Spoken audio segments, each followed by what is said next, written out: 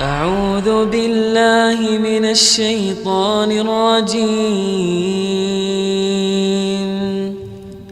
بسم الله الرحمن الرحيم.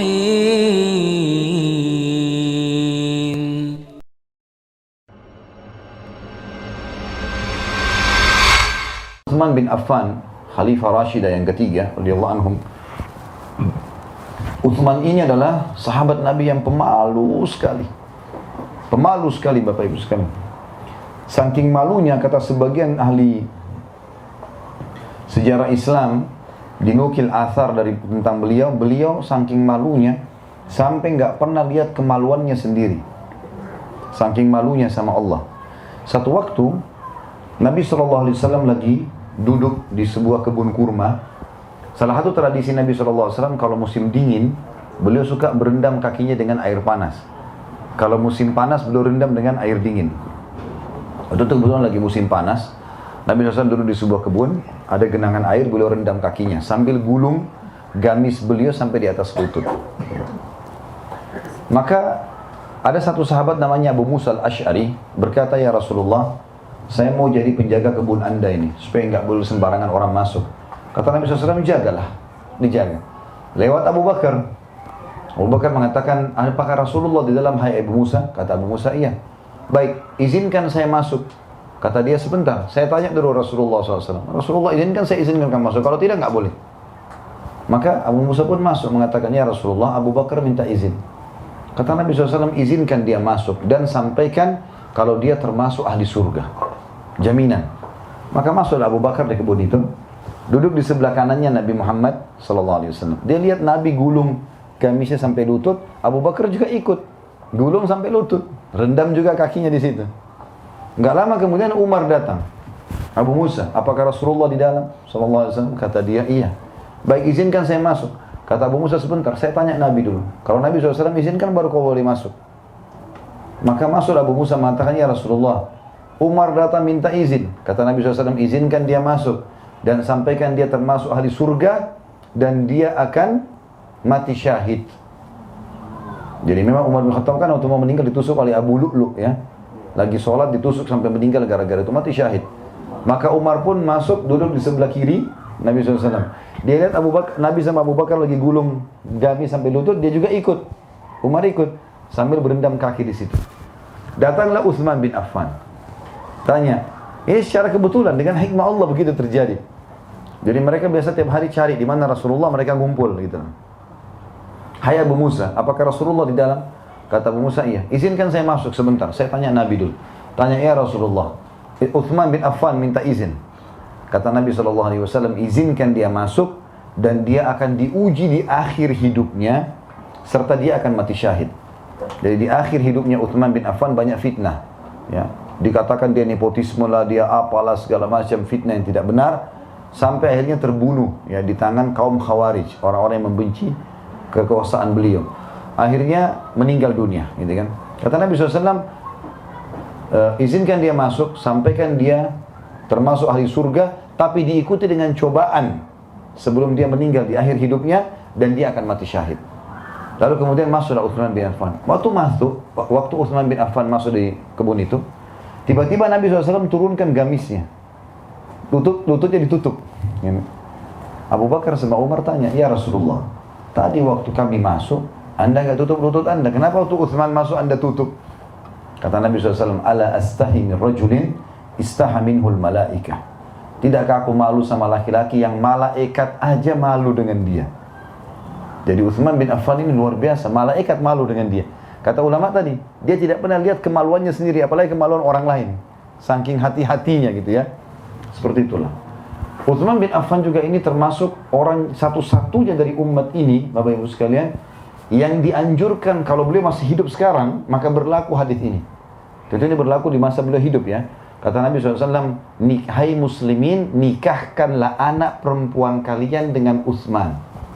Enggak ada sahabat pun yang Nabi suruh nikahkan anaknya sama, semua kita ini umat Islam dapat perintah itu kalau Utsman masih hidup.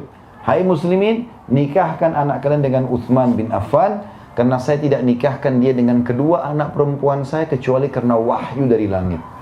Allah yang suruh jadikan dia anak mantu." Gitu. Jadi saking luar biasanya. Baik, bicara masalah Utsman bin Affan Bapak Ibu sekalian dan berhubungan dengan masalah keyakinannya. Tadi kalau Abu Bakar masalah keyakinan kebenaran Al-Quran dan Sunnah. Kalau Umar tentang masalah ketegasannya ya dan keadilannya dalam kepemimpinan. Kalau Utsman ini dia lebih banyak kepada kedermawanan. Dermawan sekali orangnya, royal di jalan Allah. Pernah satu waktu Bapak Ibu sekalian, Nabi SAW memerintahkan sahabat untuk mengumpulkan bantuan dan sumbangan jihad waktu mau perang Tabuk. Perang Tabuk ini terjadi di akhir tahun 8 Hijriah, sebelum Haji Wada, melawan kerajaan Romawi. Tabuk sekarang masuk wilayah Saudi, tapi dulu di zaman Nabi SAW itu adalah wilayah kekuasaan Romawi. Rajanya waktu itu Heraklius, ya, Herakl. Dalam bahasa Arab dikatakan Herakl. Dia sudah tahu Nabi SAW dan dia seorang pendeta. Bahkan Herakl ini pernah dulu masuk Islam, lalu kemudian dia murtad kembali. Nabi SAW bentuk pasukan untuk menyerang Tabuk waktu itu, dan beliau suruh sahabat, ayo menyumbang jihad. Banyak sekali orang mau pergi, waktu itu 30.000 orang. Dan ada banyak di antara mereka yang tidak punya harta, tidak punya tunggangan. Mau pergi ikut perang, bagaimana caranya? Maka kata Nabi SAW, jihad, kumpullah harta kalian. Datanglah Utsman bin Affan lalu berkata, ya Rasulullah, saya akan menyumbang 100 ekor unta, 100 ekor kuda, lengkap dengan semua perlengkapannya. Baju perangnya, topi besinya, pedangnya, perisainya, makanannya, dan kudanya juga kuda-kuda perang. Mujahidnya tinggal naik. Kalau kita sekarang satu tank, siap semua dengan peralatan-peralatannya. Saya sumbang 100 ekor kuda, lengkap dengan semuanya. Kata Nabi SAW, bagus yang kau lakukan, hai Utsman. Lalu kata Nabi SAW, siapa lagi yang mau menyumbang? Utsman pikir tadi sudah cukup, ternyata masih kurang. Kata Nabi SAW, kata Utsman bin Affan, ya Rasulullah, saya nyumbang lagi 100 ekor kuda, lengkap dengan perlengkapannya, sudah 200. Kata Nabi SAW, bagus yang kamu lakukan, hai Utsman. Siapa lagi yang mau menyumbang? Utsman ini saking luar cintanya dengan sedekah, sampai begitu dia dengar siapa lagi mau nyumbang, dia nggak biarkan sahabat nyebut. Saya Rasulullah, kalau gitu 300 ekor unta, 100 ekor lagi saya kasih, lengkap dengan semuanya. 100 ekor kuda ini nggak gampang ya. Mungkin teman-teman di sini kalau pernah beli kuda tahu nilainya itu mahal sekali. Apalagi kalau kuda yang biasa dilatih, yang sudah dilatih berperang atau untuk tanding, itu miliaran harganya, mahal sekali, gitu kan. Ini 100 ekor dikasih cuma-cuma, mujahid boleh pakai, pulang pun perang menang untuk mereka sudah, cuma-cuma. Kata Nabi SAW, bagus yang kamu lakukan Utsman. Siapa lagi mau menyumbang? Nabi terus masih tanya, ya Rasulullah, saya sumbang lagi 100. Udah 400. Terus sampai sudah 9 kali. Udah 900 ekor nih. Lalu kata Nabi SAW, siapa lagi yang mau menyumbang? Kata Utsman, ya Rasulullah, kuda saya tinggal 90. Tidak ada lagi nih, tinggal ini saja. Saya akan genapkan dengan 10 ekor unta, biar jadi 1000. Kata Nabi SAW, bagus, sumbanglah. Sumbang. Kata Nabi SAW, setelah itu, tidak ada yang bisa menghalangi Utsman masuk ke surga setelah apa yang dia lakukan pada hari ini. Lalu Nabi bilang, waktu itu kebetulan mujahid pada mau pergi nih, kan butuh air, isi kendi-kendi. Ada satu sumur punyanya orang Yahudi. Sumur ini oleh Yahudi dia tahu umat Islam butuh, dimahalin, dijual airnya. Maka kata Nabi SAW, siapa yang membeli sumur rumat namanya, dijamin baginya surga. Utsman nggak pakai nunggu, datang ke sana, datang sama Yahudi. Hai Yahudi, berapa kau mau jual? Orang Yahudi ini Bapak Ibu sekalian sebutin angka nggak masuk di akal. Sekarang pun tidak ada sumur semahal itu. Dia bilang 20.000 dinar emas. Kalau kita dalam rupiah 6 miliar, 5-6 miliar. Tidak ada sumur begini. Di yayasan kami gali sumur 10 juta, 12 juta sudah gali sumur. Sumur 6 miliar ini sumur apa gitu? Dia pikir Utsman tidak mau beli, sengaja gitu. Kata Utsman, saya beli, nggak pakai ditawar. Karena Rasulullah bilang, siapa yang beli sumur rumah, baginya surga. Dia beli surga ini. Datang, saya beli. Pulang, bawa 20.000 dinar emas, bayar. Saking gembiranya si Yahudi, sampai kebetulan sumur itu ada di kebun kurma kecil. Kata dia, hai Utsman, ambil semua sama kebun-kebunnya. Karena 20.000 dinar emas bisa beli 20 kebun kurma seperti itu. Ini. Kasihlah. Utsman bin Affan itu masih haus teman-teman, dan tidak ada sumber air kecuali dari sumur zaman itu.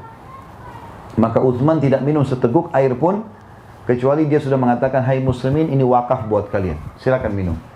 Dan saking ikhlasnya Utsman bin Affan, Bapak Ibu sekalian, sampai hari ini sumur itu masih ada. Ingat kata-kata saya, kalau Bapak Ibu lagi ke Madinah, umroh atau haji, minta mutawifnya, bilang, bisa nggak saya mau datangi sumurnya Utsman bin Affan? Masih ada sampai sekarang. Sumur itu subhanallah, tidak ada sumur berumur sampai 1400 tahun masih bersih airnya. Di muka bumi ini tidak ada. Itu satu-satunya. Karena ikhlasnya sampai Allah berkahi. Bukan cuma itu, ada kejadian unik di sini Bapak Ibu sekalian.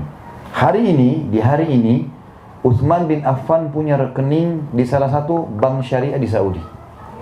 Utsman bin Affan, kira-kira di dalam kehidupannya Bapak Ibu, bisa nggak orang mati punya rekening? Apalagi Utsman hidup di tahun 30-an Hijriah, meninggalnya tahun 37 Hijriah. Sekarang 1438, 1401 tahun yang lalu ini ceritanya. Ya. Bagaimana ceritanya bisa punya rekening? Jadi rupanya waktu Utsman bin Affan beli sumur itu dan kebun kurma itu, kan dia wakafin buat umat Islam, silakan ambil buahnya, ambil airnya. Rupanya Utsman bin Affan merawat kebun itu, ditambah pohon-pohon kurmanya, dikasih bibit-bibit yang bagus, dipekerjakan orang situ, sehingga lebih banyak hasil kurmanya. Dan setiap saat disedekahkan sama dia. Air boleh diambil, kurma boleh diambil. Waktu Utsman bin Affan mati, Ali bin Abi Thalib memasukkan dalam program pemerintah. Kebun Utsman diurus. Setengah hasil kebun kurma dikasih ke keluarganya Utsman, setengah lagi diwakafin untuk Utsman. Artinya dijual lalu kemudian disodakahkan lagi buat orang lain, gitu ya. Atau ada juga yang disodakahkan dikasih cuma-cuma atas nama Utsman bin Affan. Khusus kurmanya, air sumurnya nggak ada masalah. Saya pernah lewatin sumurnya, bahkan pagarnya terbuka malam, orang bisa datang. Setiap saat bisa ambil air kalau mau minum ya. Yang jelas, Bapak Ibu sekalian, di zaman kerajaan Umayyah yang setelah Ali bin Abi Thalib mati tahun 40 Hijriah, berdiri kerajaan pertama dalam Islam tahun 40 sampai 132 Hijriah. Di zaman kerajaan ini juga Abbasiyah setelahnya yang berkuasa tahun 132 sampai 656, juga Utsmaniyah yang runtuh saya ceritakan kemarin tahun 1924 dari khilafah menjadi republika. Dan sampai sekarang kerajaan Saudi, kebun kurma itu masih dirawat. Dan uniknya, kebun kurma itu, kalau saya tidak salah ini ya, ini seingat saya, setengahnya masih dikasih kepada ahli waris. Ada juga kalau tidak salah saya dengar cerita, bahkan semuanya sudah tidak dikasih ahli waris. Semua hasil kebun kurma itu diwakafkan buat Utsman bin Affan. Tapi program pemerintah, jadi pemerintah yang rawat kebun itu, hasilnya berapapun diwakafin buat Utsman bin Affan. Apa yang dilakukan? Dibukakan rekening atas nama Utsman, walaupun orangnya sudah mati, oleh pemerintah Saudi. Semua hasil kurma itu ditaruh di rekeningnya, dan sekarang ada jumlahnya miliaran real. Jumlahnya besar sekali, ya. Saya tidak salah jutaan atau sampai sudah 1 miliar real, besar sekali jumlah uang itu. Dan sekarang pemerintah Saudi membeli tanah yang ada di dekat Masjid Nabawi. Subhanallah, itu dulu rumahnya Utsman bin Affan, dulu dibeli dari uang itu, lalu akan dibangunkan hotel bintang 5, juga diwakafkan buat Utsman bin Affan. Lihat bagaimana berkahnya sedekah itu kalau ikhlas karena Allah. Sampai 1400 tahun masih berlaku. Bahkan sampai dia sudah meninggal orangnya, miliaran masih berjalan. Padahal bukan perusahaan ini. Hikmah Allah datang seperti itu. Dan kenapa Utsman mau melakukan itu Bapak Ibu sekalian? Beli sumur 6 miliar rupiah, ya, 20.000 dinar emas tanpa negosiasi. Dan dia tahu, yakin, Nabi SAW bersabda tidak akan berkurang harta seorang hamba karena sedekah. Dan Bapak Ibu saya sarankan nonton ceramah kami di YouTube, judulnya Saudaraku inilah rahasia rezekimu. Dengarkan itu, saya jelaskan manfaat orang bersedekah. Kalau Bapak Ibu mau kaya, sedekah. Royal di jalan Allah, jangan perhitungan. Jangan cuma tahu kasih $1, $2, $5 terus, ya. Sumbang yang besar, gitu kan. Kalau di Indonesia saya bilang Bapak Ibu jangan 2.000 terus, ya. Pakai yang besar-besar, keluarin. Karena ini di jalan Allah. Allah sudah janjikan melalui lisan Nabi Muhammad SAW, mana qasamalun min sadaqah. Tidak berkurang harta seorang hamba karena sedekah. Itu kunci kekayaan. A'udzu billahi minasy syaithanir rajim. Bismillahirrahmanirrahim.